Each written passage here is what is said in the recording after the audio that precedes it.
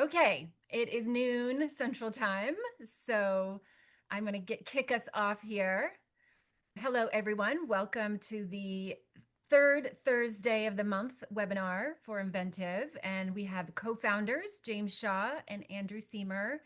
I want to start with this is a celebration year for you. It's been 10 years since you envisioned this company, and James started 2 years in, so he's had his 8-year anniversary. But what was the vision, the original vision, Andy, for Inventive when you first started, and how did you and James come together?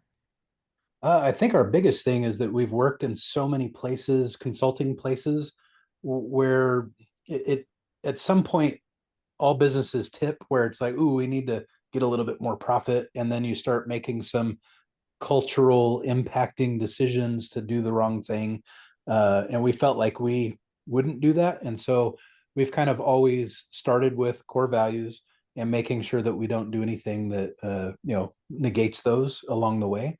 And I think that's been kind of the heartbeat is instead of just being a vendor, we want to be a partner. We want to work with the people, not necessarily just for the people. It's very subtle pivots, but at the end of the day, somebody had said something that I really liked. As long as you work here, you'll be able to go home and go to sleep knowing that you did the right thing. That didn't actually work out at that particular place, but here I feel like we do live according to that. So That was just a sign on the wall that didn't mean anything, huh? literally, Yeah. yes, signs on the wall, like physically signs on the wall. Yeah. So now we're accountable for basically doing what we say. Do you know what I mean? And there's no one else to blame. So we're Yes. very much aware of that. James, you said this is the longest place you've been. You've had seven Yeah. and a half year stints at other places. What sort of makes you get up every morning for Inventive? Yeah. It's just the ownership that everybody has at the company is unlike anything I've seen anywhere else. We've had happy teams at other places, but they're in departments or that no one knows each other, and usually they're bigger companies. But Inventive's the first place that I've worked where everybody knows everybody and we have a common goal. So it makes a huge difference. And we just don't hire assholes. Everybody does, and we haven't. Do you know what I mean? So it's a huge thing. Anything to add, Andy? I feel like you had a Well, clearly we embrace speaking transparently. So, Yeah.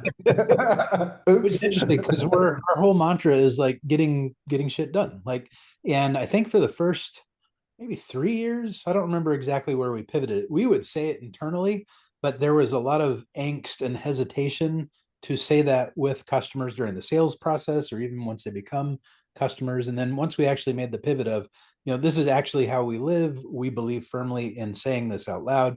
And once we started doing it, the customers that liked that we would say that out loud and then live it, they celebrate it. And if you don't like that, cool. There's many other vendors that are more polished from a corporate perspective. So Yeah, we renewed our core values about 3 years in. The ones we had were okay, do you know what I mean? But they were a bit blah, do you know what I mean? And they weren't really us. So it was shortly after I started, we just kind of reviewed stuff. And candor is our second core value. And it makes such a difference. I I basically suggested half jokingly, get shit done brilliantly as our tagline, because what we had was kind of meaningless. It was one of those corporate taglines, but this we this just meant felt more something. genuine. And immediately some people on LinkedIn said, "Oh, I'll never do business with you." And we were like, "Oh, did we okay, make the wrong decision?" But ultimately, many, many more people said, "Oh, I love this." And we gained customers from it, and we continue to do the right thing that way. Partners. We gain partners. Yeah. Okay. Well, let's dive in because I am super excited about this conversation because you guys come from very different perspectives when it comes to how to use AI and how to use AI for business. And, a lot of our narrative right now is, we're not just here to do features and benefits and pull levers and push buttons for you. We're here to dig into your business and help your business, transform and hopefully grow and be profitable. So you created Profit Finder. Finder, the original, I'll let you tell it, Andy. What was the original thought behind Profit Finder, and where are we now? Yeah, I think the original vision was really around us learning how and when to automate. And automation is not always an application of AI, sometimes it is. And then also how to bring AI into businesses, so automation and AI. And that's kind of the story that still exists on the Profit Finder website. However, we've now pivoted that quite a bit more to where it's more a fintech partnership. It may include automations and AI and so on, but that's totally not the focus. The focus is now, how do we shine a light on places that you're leaking profit within a company, or where you can grow and scale? How do you leverage the people that you have working in your company to be more efficient? So that could either be you take on more work with the same headcount, or maybe you pivot some of those people to do things that are more a human oriented type of work. And then the upside is how, in that efficiency, it's not just be more efficient and get the same results. There's also a lot of room for vastly improving the results by adding this efficiency or repeatability of the things that you're doing. So that's So kind of where we're taking it. James, you've implemented this into Inventive, and over the last, I don't know, what, 10 months or so, you're seeing a change. Talk to me about like how you've dog fooded this, or how we've eaten our own cooking when it comes to the Profit Finder story. Yeah, when Profit Finder first came up, it was very automation focused and not really operations focused, at least the way I read it. And we went off and tried to find some partners to help do that, and we found one. But meanwhile, I was 2 years in probably to well, it's a continuous process of improving the way Inventive operations runs. And we now know how much profit we made an hour ago. Do you know what I mean? And when I was talking to a CPA and mentioning this, and they were like, "What? How do you do that?" And I said, "Well, we don't rely on QuickBooks that's only closed out, a month or 6 weeks in the future to look back and say, well, we made money on a Tuesday 6 weeks ago. We have our system now built that is real time giving us information, and it pulls in everything from banking and credit cards, all the expenses, all of the payroll, everything on an hourly basis. You know what I mean? So I realized that I was already doing that, and I built it admittedly with a whole bunch of spreadsheets linked together in a very non-engineering way, but they kind of evolved over time. But when the Profit Finder idea came up, this light bulb went off, and I realized, oh, well, that's basically what I do anyway, and what I'd done for Inventive. So when we found our first client, I basically we ended up both redoing the entire operations department of Inventive using AI driven development much faster and much better than I did before with spreadsheets. So it's now all database driven. All of the data ends up in the database, and we can pull real-time reports that are much richer than I could ever do myself because the AI is now involved, right? I can ask it questions. There's people in our operations team that can literally just say, you know, how much did this project make yesterday or something like that, literally via text, and get answers back. Do you know what I mean? So it just changes I, everything.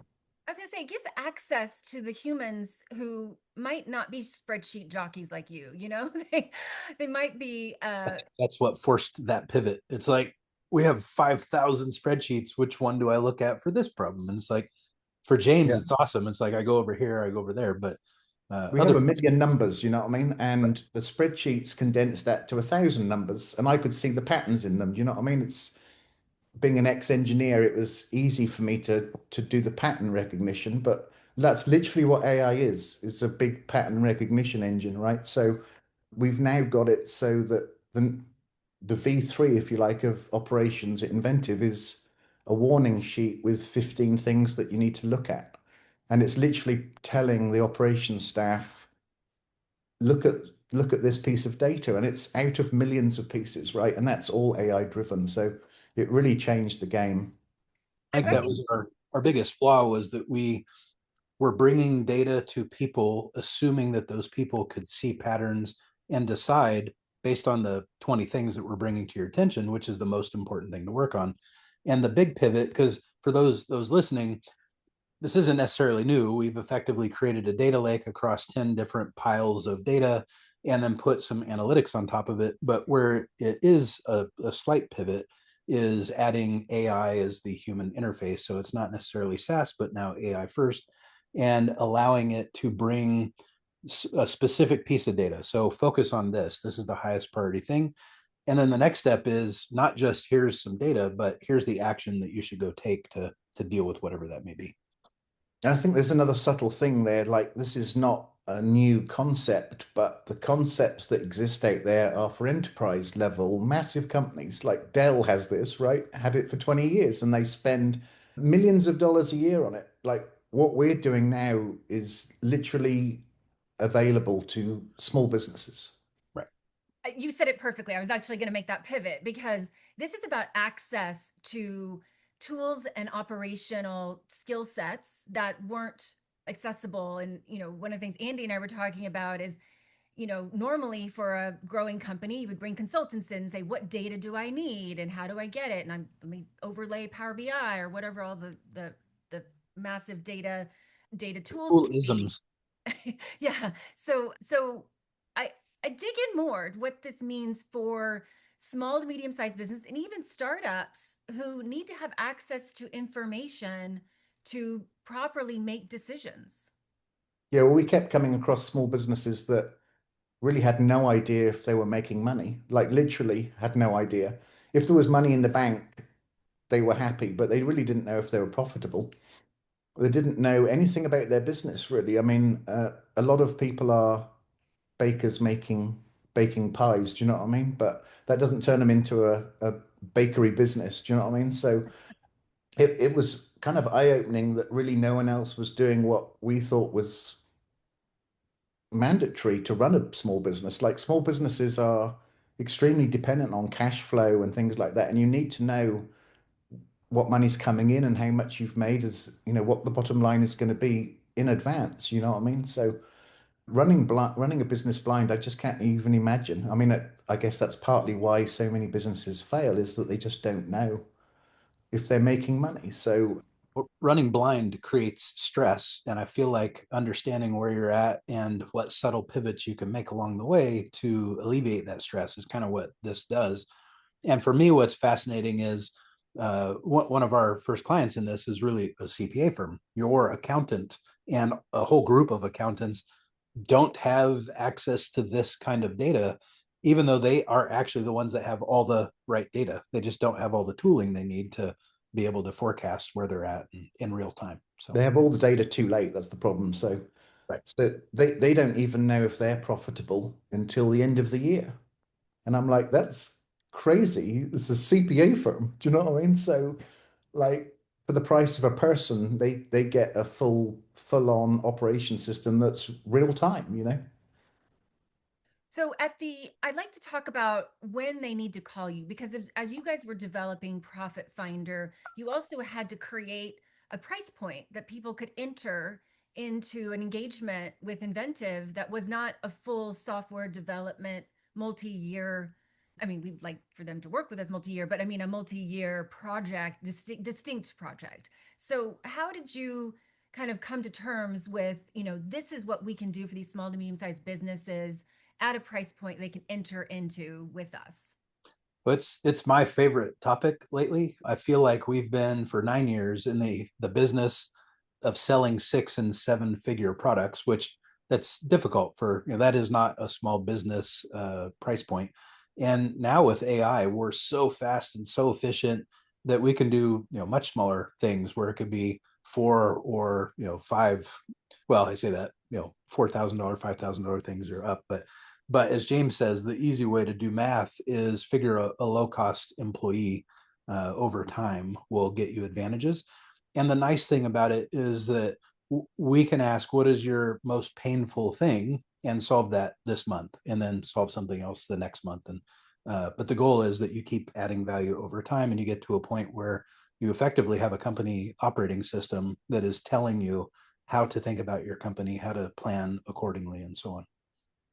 And you're doing with this with a company who you worked with, who then is now pivoting to become a product company because they were able to see their profit differently. Do you want to talk about that?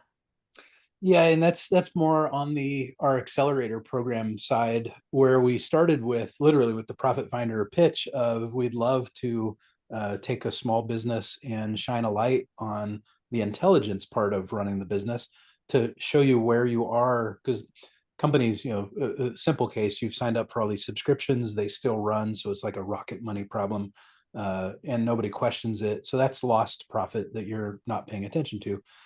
So the goal was, let's get started. I think we identified 70 small projects that we could do. We had some conversation. We picked the one that was the most pain point. In this case, it was really a customer service problem that they were having. We were able to automate some of that flow, so it provided a better customer experience. It relieved the pressure on the team.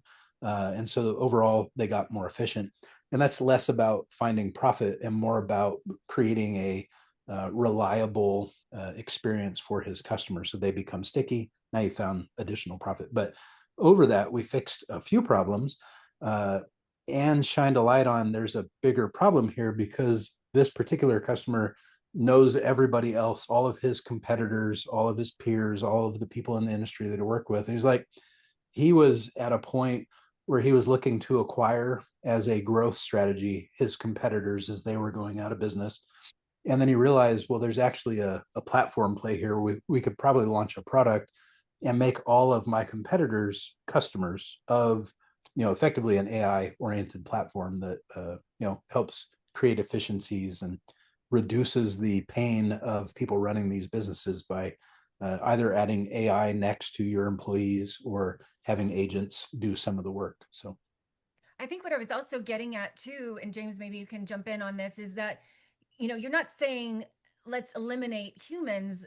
You're saying let's let them do other things and let the agents do things that will make those humans stronger. Oh, absolutely. We're not, none of this is taking away from anybody's existing role.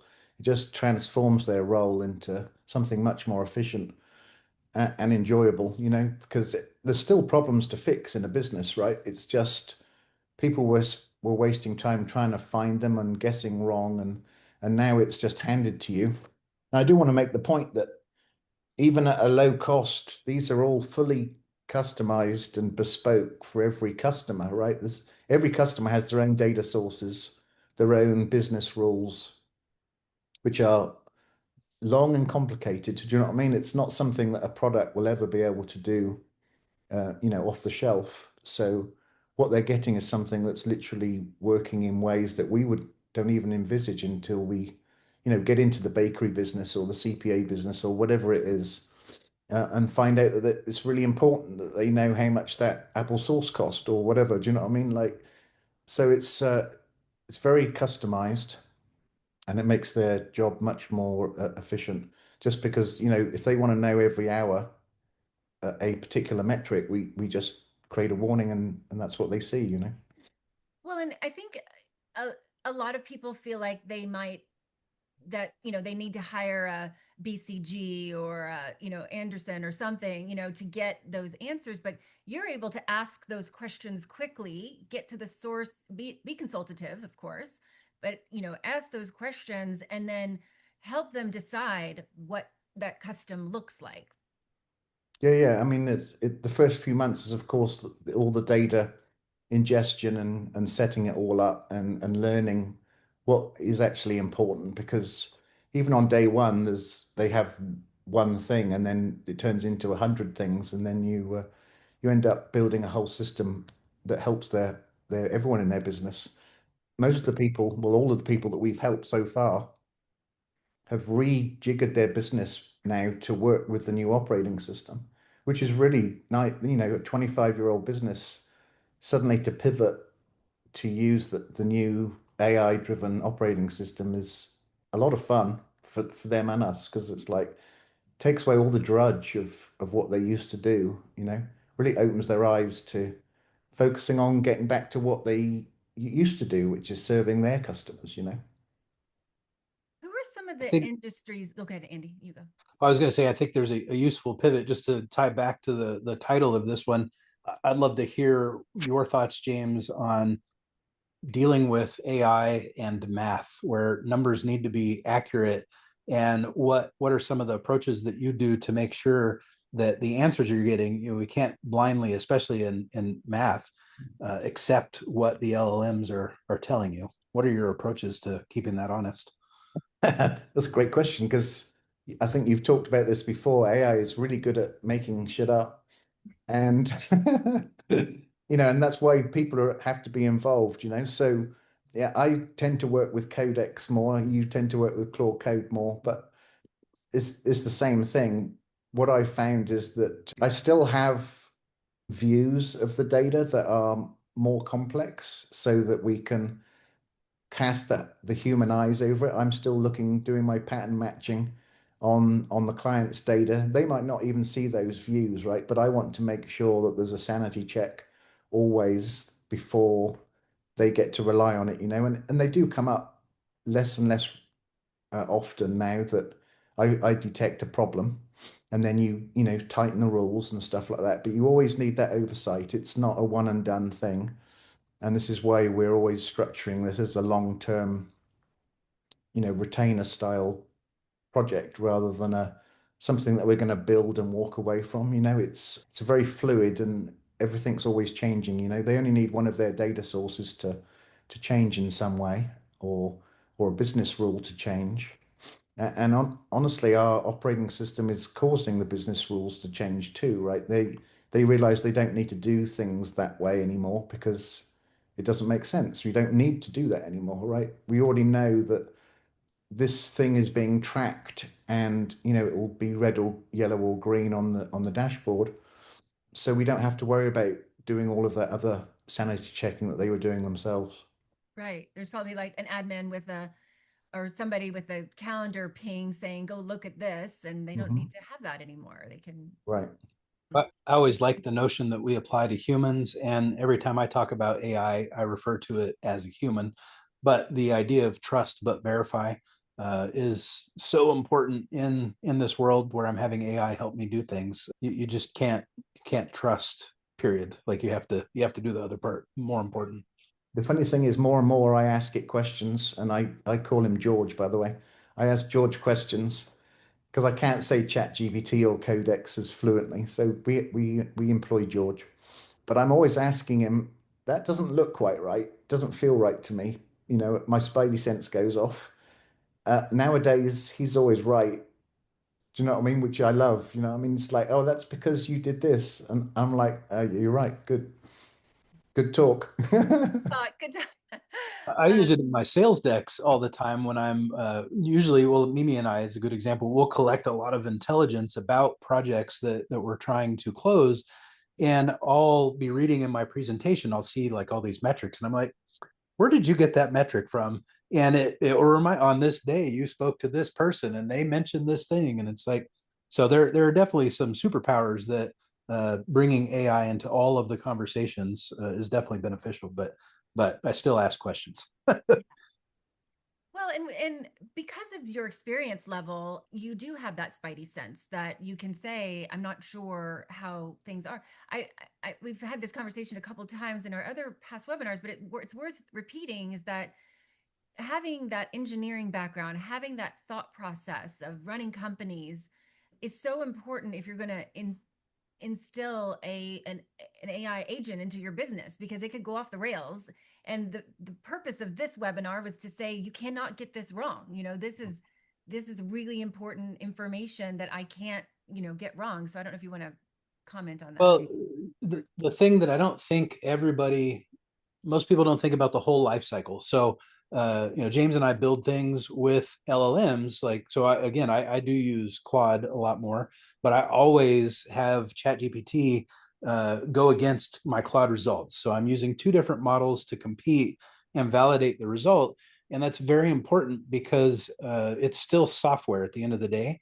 And every time you get a new model, like you may have a vetted pipeline that produces great results, but then you update to a new model.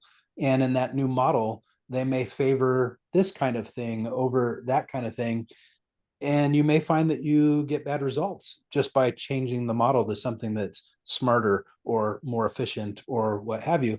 So it's still very much a software developer's mindset. You have to build rubrics around or tests or validation into the running system, where we don't make the assumption that once we hit right, we're done, that it's done, just because there are ghosts in the machine that you don't control. So the only thing you control is validation. I think the better answer I could have given is that there's multiple layers. Like even in our dashboards, right, we still have the semi-low level things that are more suited to me.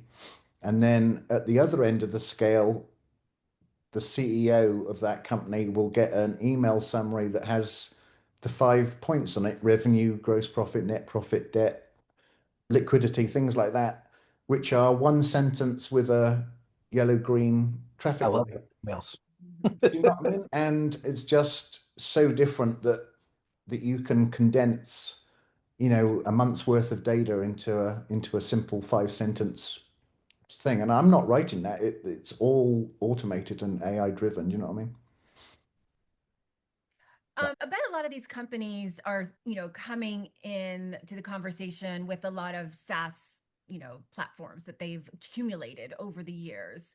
Through this process, we've been talking a lot about, well, we can just build our own SaaS things. We can just make our own products. We don't need to rely on, an off the shelf something and Frankenstein it with something else and hope that we get what we want. So I guess, I'm not saying go against the SaaS products that are probably really good out there, but how does this process have them help people, help businesses assess all of the platforms they're renting and maybe create something that they buy?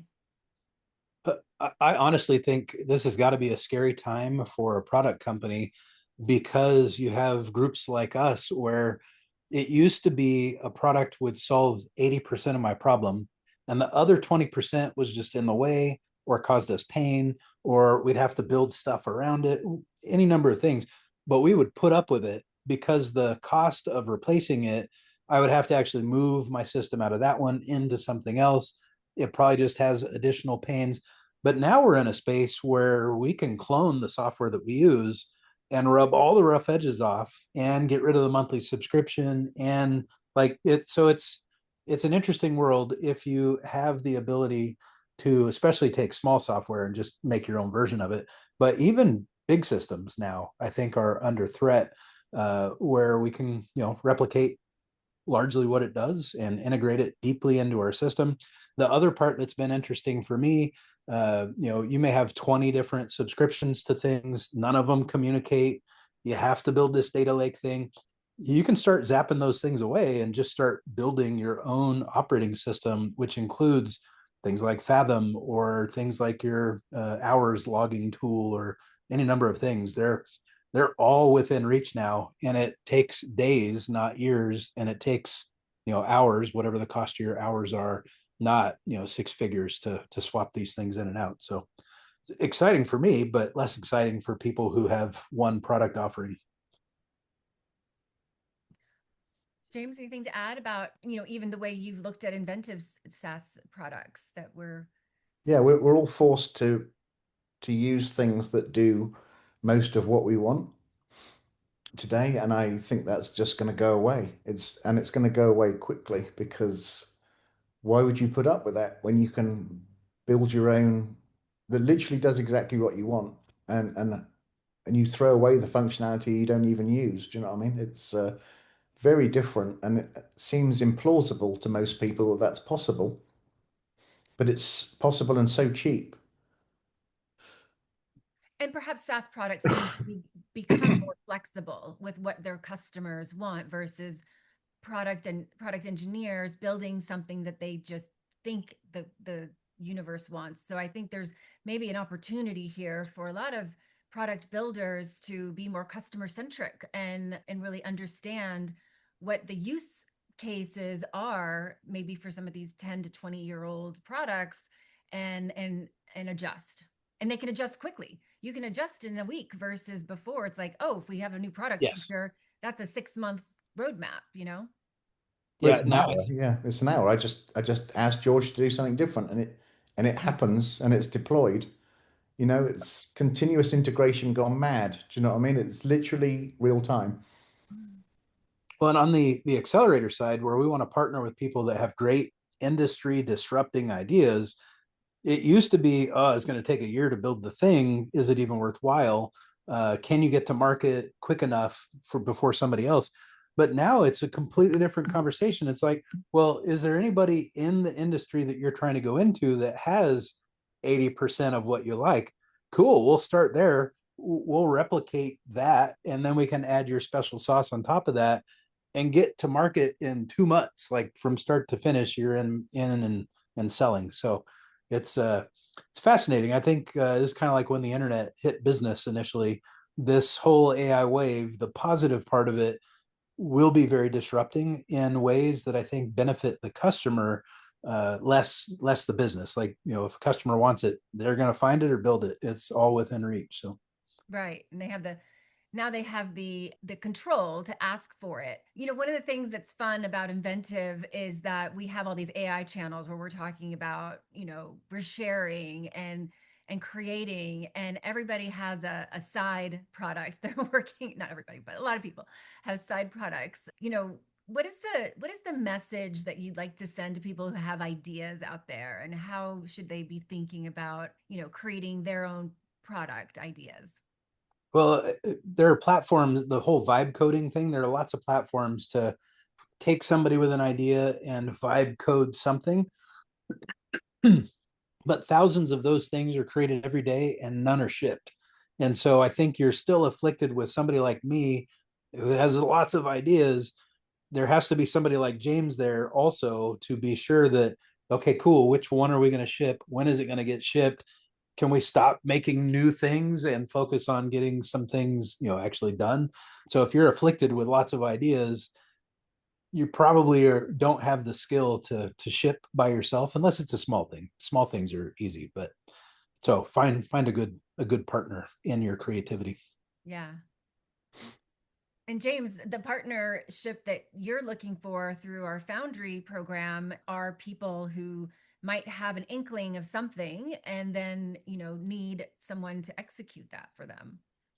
Yeah, ultimately, we're looking for experts in their field, right, who are really good at understanding what the industry wants, their industry wants.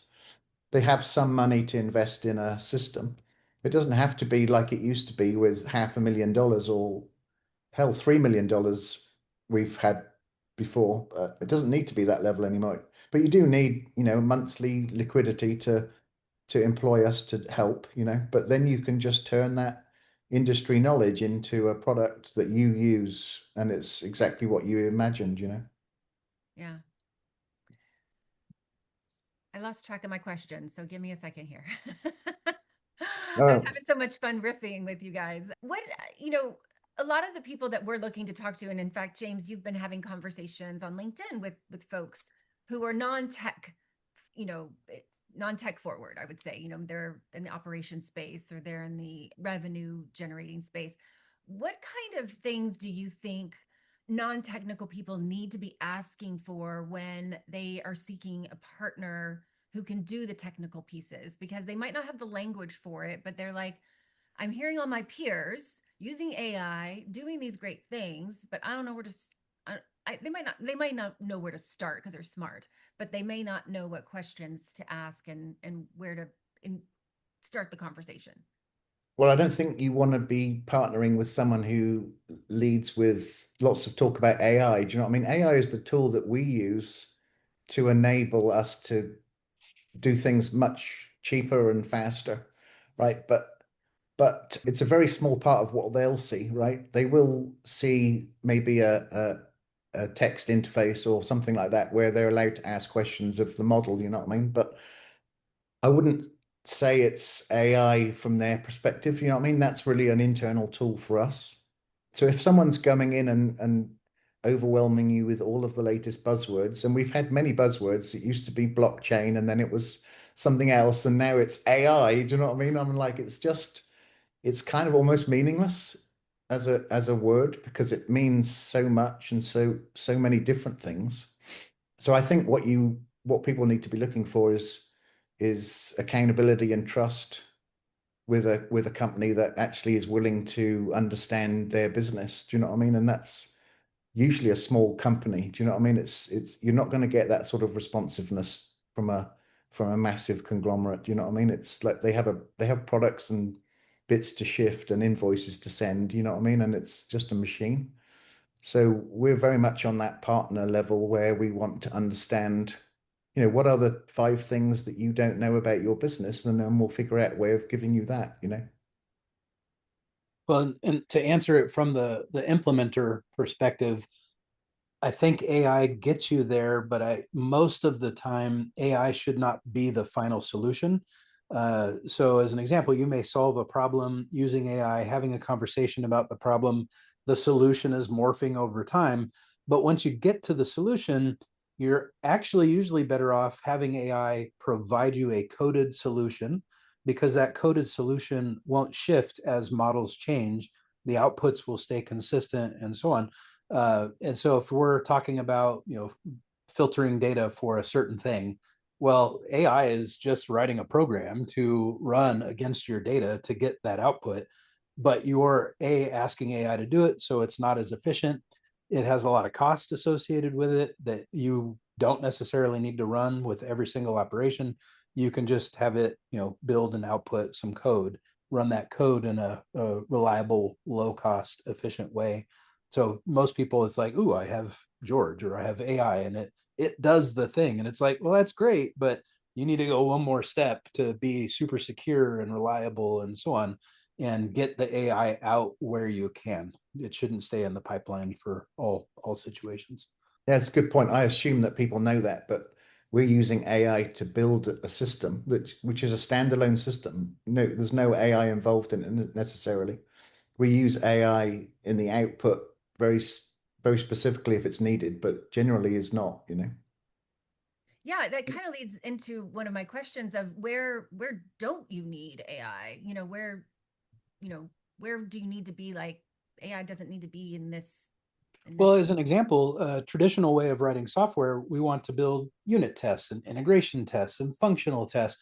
Well, when I ask AI, hey, go test this thing, if I'm not paying attention, I may think AI is going off and like, oh, I'm testing the thing.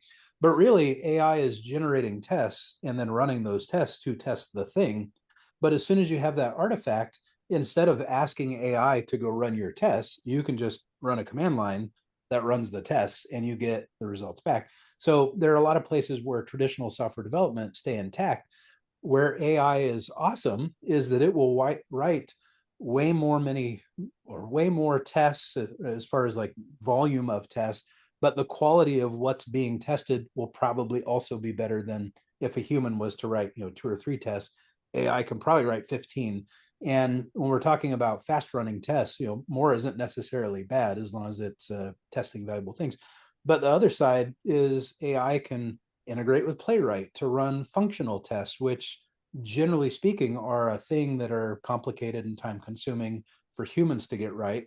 But Codex and Claude Code can generate those things quickly. And now you're building up a repository of all these tests, again, which is a validation layer to the system that you're building, but it creates the test. It doesn't necessarily need to be involved in running the test, as an example. No, absolutely. Like, so it happens to me all the time. I find something that is broken, a bug, and the first thing you do is write tests, and you just say, please write tests to detect this early next time so I don't have to worry about it again, and then fix it, right? It's the same concept we always had as engineers. You always write the test first, make it go red, and then make it go green. But the the ability for you to just do that is so fast now, and the documentation, I'm gonna say something now that I probably shouldn't, but engineers are not great at writing documentation and they hate it and they never do it. And you look at, a GitHub repo and you have no idea what's going on. It's just a mass of code, right? Whereas nowadays, an AI built repo is a wonderful thing. It just reads like a Stephen King book. Like there's full Yeah. documentation of everything. Do you know what I mean? Amazing pull requests, amazing Everything. Jira tickets. Like, It's yeah. great. Yeah. And so another agent or another human could pick that work back up. It's not just all in Absolutely. someone's head or, But I feel like that's the engineer's problem to solve now. I feel like writing code, not as, I don't want to say it's not as important. It's important, but it's, it's not the thing now. Now our thing is how do we get more efficient at writing less code, because AI will write a lot of code. So you got to build a lot of guardrails in, but all those guardrails become skills. And so now we've got one client who their whole thing with us is not to build them a product, it's to build replicas of internet products, and those internet products are things that are usually high traffic. They're very popular websites, but they're building it in a way so that agents can go be trained on these different things. So you can ask an agent, go buy me tickets at this venue in this city at that time, that kind of thing. And so the goal for us is to become super efficient, and we're replicating like massive properties in weeks, like 2 weeks, whole thing's done. And so each time now we're having retrospectives about, well, where were we a little bit slow? How do we go faster? Build some skills, bring those skills into the next project. And each project just keeps going faster because the human engineering is like, well, what's slowing us down? What's causing us pain? How do we get the pull requests to, include architectural reviews and like do all these things? And how do we get humans out of that work where we can have models kind of amplify the efficiency, and as a result the outputs get better and better and better and quicker and quicker and quicker. So yeah. And I think engineers, and I want to come back to the business side, but I think engineers have to become better communicators with each other and sharers. You can't be in your own little silo. So, but let's go back to, what questions would you like a CFO or a COO to come to you with? Like, what would be a great question for them to start thinking about and say, like, I would like to talk to a software team about this? What would be that entry point question? I'd like to hear what their problem is. Do you know what I mean? It's like if someone came to me, and this is what one of our customers did, it's like we don't know how have any idea how to even compute this manually ourselves. Can you help? And then you look at their data and you say, like, absolutely, it's, this, because, they're not experts in operating systems. How would they possibly know? Do you know what I mean? But the key is to know what they think their problem is. Do you know what I mean? And how ask us if we can solve it. Yeah.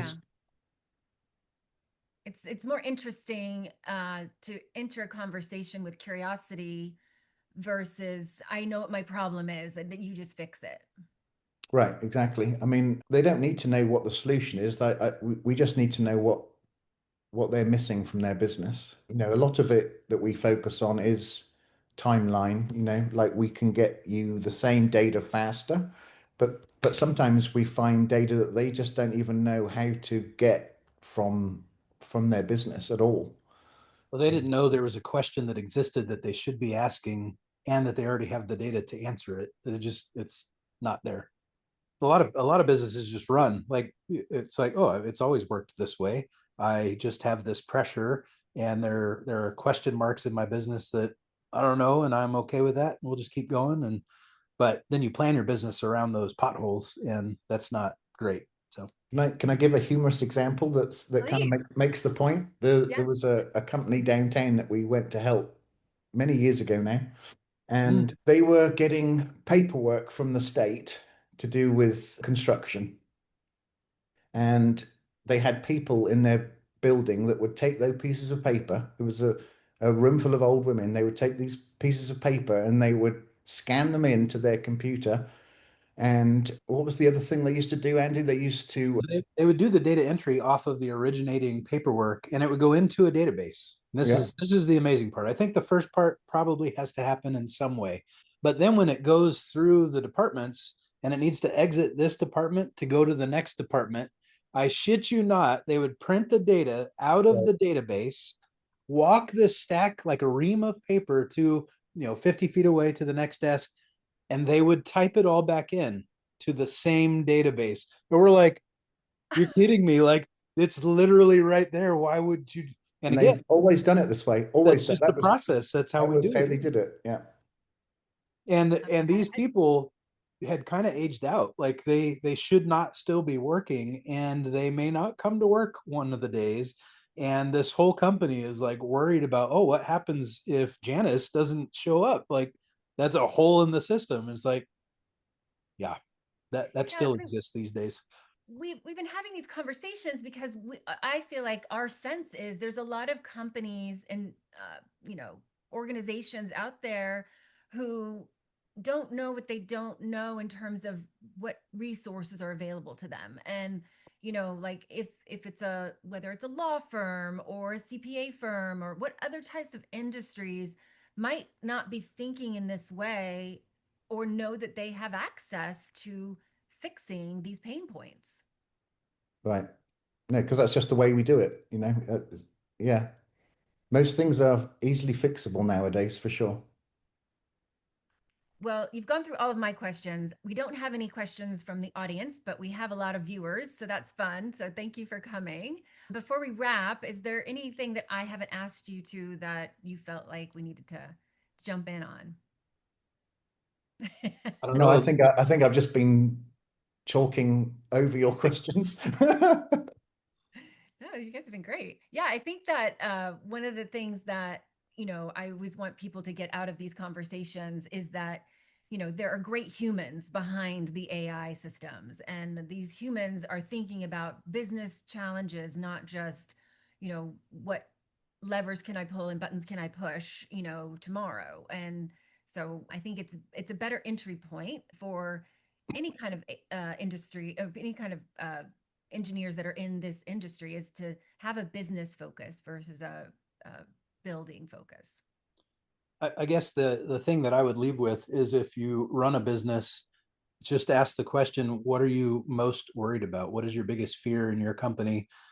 And have that conversation. Have it with us. Have it with some kind of a CEO group or something like that. But have the conversation. And if you're managing systems, there's usually the case where old software, it's critical to the business, but it's old. We should do something to move it or migrate it or whatever. And now is kind of the time, again, whether it's with us or with your folks using the right tools, it's just not a six-figure effort anymore to migrate and do a lot of these things, especially like old code bases. They're specifically a documented thing. If you just want to update, this shape to the same shape, software is so fast now that there's not really any reason to hold off on any of those kinds of projects. You shouldn't be running your business scared, you know what I mean? Like we can Yeah. fix it. Yeah. I mean, when you think about modernizing versus improving a legacy system, or, I mean, where do you land on that? Do you feel like there's enough just improvements that can be made on systems that are already out there, or do you feel like there's better tools that people need to be exploring? It depends, because if you're a big company and you've got a lot of human process or even other tooling process around it, drastically making changes to one of the steps in a large workflow, that may be low cost, but the ripple effect may not be low cost. So that's a consideration.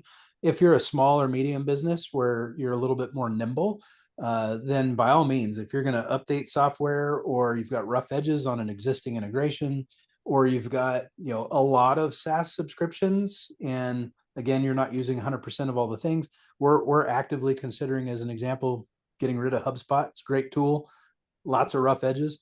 Now is the time to maybe take inventory of those things, and it may be, again, replace what you have with the newer version if it's old software.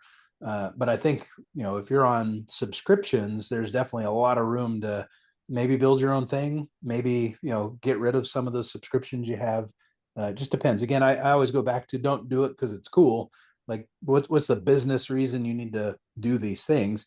If it doesn't work for your business, if it's a large money going out every month and you want to reduce that, there's lots of reasons, but have a reason. Don't just do the thing. What's the trigger? What's the trigger that people should be thinking about? You don't want to just have like, oh, my gut is telling me it's been 3 years. I haven't thought about my systems, So I have an Yeah, answer. I'll let James go first.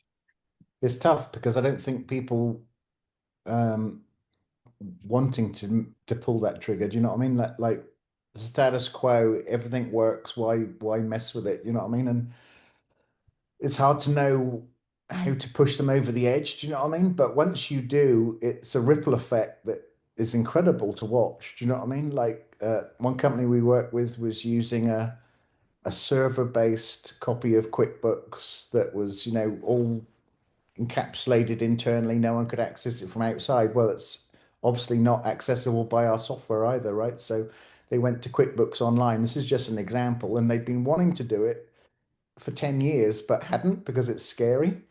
And now they've done it. It's just opened up so much. It's like, oh crap, that was so old. This is so much better. And it's just like the energy in the company has changed. Status quo is the enemy, right? It Don't really change. is. You think it's safe, right? But it's really you're just dying slowly. Do you know what I mean? Yeah, The it's hard. the fire department had a different way of saying it, but tradition is the enemy of improvement. Mm, And status quo is kind of the same thing. It's like, oh, we've always done it that way. And the downside of James and I is we're very much, we like the idea if we just make an improvement every day or every week, by the end of the year, you're probably a different company, like you operate differently, but you've made lots of improvements. And that's kind of what has gotten us to year 10 is like constantly asking the question of what could be better? How could this be less painful? How could we work less and deliver the same value? And that means there's a lot of change. And so we kind of like the change, but not everybody does. So that creates a different kind of pain. So I always go back to, to answer the question, when do you start? Like when you pull the trigger, there has to be a certain amount of pain before you probably can justify it. It can't just be, I'm going to get rid of a $20 subscription, build infrastructure, and now host my own software. That doesn't give you the value that you probably need. There needs to be something larger to it than that. So, but you'll yeah. know usually. You just again, you need to have a conversation, ask questions, and that will probably, change your glasses of the world, and then you can move forward. Yeah, be out there and seek out those conversations. And that's something we could probably close with is that, this team is very open to just having a conversation. You just doesn't mean that, you're committing to anything. We just, are open to those initial, question and curiosity interactions. Yeah, most of our clients didn't come to us. They just, heard of it and it just left this like idea in their mind of like, is that possible? Could we do that? Do you know what I mean? And the answer is always yes. Do you know what I mean? So it's great. We were just Yeah, talking to our CPA and it just turned into a thing, partnership. that's awesome. And Andy, I love the story of you like trying to buy a piece of exercise equipment and you're like, wait, this was a terrible process. I could fix this for you. I hate to say it, but it's kind of my default. My favorite story is I realized, man, I work a lot, and I'm constantly working. So I looked up a thing: is there such a thing as Workaholics Anonymous? And there was. So I went to the website, and I'm going to go talk to these. Wait a minute, your website sucks. Like I could help you fix this. It's kind of my go-to thing. But yeah, and I'm amazed at how many business owners don't put themselves in the shoes of their customer, and they grow and they grow and people make other decisions, and you get to a point. Last week I think it was, we ordered pizza from Little Caesars. We received a pizza delivery order from Pizza Hut, and I'm like, that doesn't make any sense at all. So we call Little Caesars and they're like, well, we can't help you. We sent your order out via one of the delivery services. You need to call them for customer service. And I'm like, but I ordered pizza from you. I don't get it. And now I have pizza from your competitor. That makes even less sense. And like ultimately, They we had, outsource their pizza. well, we had to take the receipt from the Pizza Hut order to the house because it has the address on it. We went to the house of the competitor, and there lying on their front porch is our order. And they already knew that they received the wrong order and they thought somebody would come get it. And like, that's horrible. It's no different than like grocery stores making you check out your own groceries, but then they're going to security check you on the way out the door. I'm like, this is really bad. The funny thing is, when I heard that story, we ordered pizza that night because I was suddenly hungry for pizza. Yeah. Yep. Yeah, the pizza was good once we got it. I just had to reheat it. Oh, well. On that note, we will close out, but thank you guys for this great conversation, and come see us every third Thursday. Cool. Thank you. Noon Central Time. Okay, bye.